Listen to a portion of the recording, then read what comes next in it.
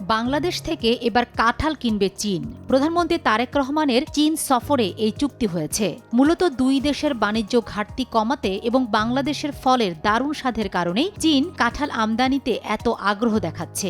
আম ও পেয়ারার পর এবার কাঁঠালের পালা। ক্ষমতায় আসার পর প্রধানমন্ত্রী তারেক রহমানের প্রথম বিদেশ সফর দারুণ সফল। মালয়েশিয়া ও চীন সফর শেষে সংসদে ধন্যবাদ প্রস্তাব পাশ হয়েছে। চীনের সাথে 17টি চুক্তি, তিস্তা মহাপরিকল্পনা এবং মালয়েশিয়ায় শ্রমবাজার আবার চালু হওয়া সব মিলিয়ে দেশের অর্থনীতিতে আসছে বড় স্বস্তি। ময়মনসিংহের এক সমাবেশে বর্তমান সরকারকে কড়া হুঁশিয়ারি দিলেন মামুনুল হক। তিনি বলেন, জুলাই বিপ্লবের রক্ত বৃথা যেতে দেওয়া হবে না। কৃষক কার্ড বা ফ্যামিলি কার্ড দিয়ে জনগণের ভোটের রায় নিয়ে ছিনিমিনি খেললে শেখ হাসিনার মতো পরিণতি হতে পারে প্রধানমন্ত্রী তারেক রহমানেরও। নির্বাচনে হারলেও দেশ যাতে গৃহযুদ্ধ না হয় সেজন্যই ফলাফল মেনে নিয়েছে জামায়াত ইসলামী, এমনটাই দাবি করেছেন দলটির আমির শফিকুর রহমান। তবে ভোট শেষ হওয়ার 4 মাস পর হঠাৎ তার মন্তব্য এবং সাজানো নির্বাচনের অভিযোগ রাজনৈতিক মহলে বেশ আলোচনার জন্ম দিয়েছে। যুক্তরাজ্যে বৈধভাবে যাওয়ার নতুন সুযোগ। কানাডার মতো এবার বিভিন্ন সমাজসেবামূলক প্রতিষ্ঠান এবং বিশ্ববিদ্যালয়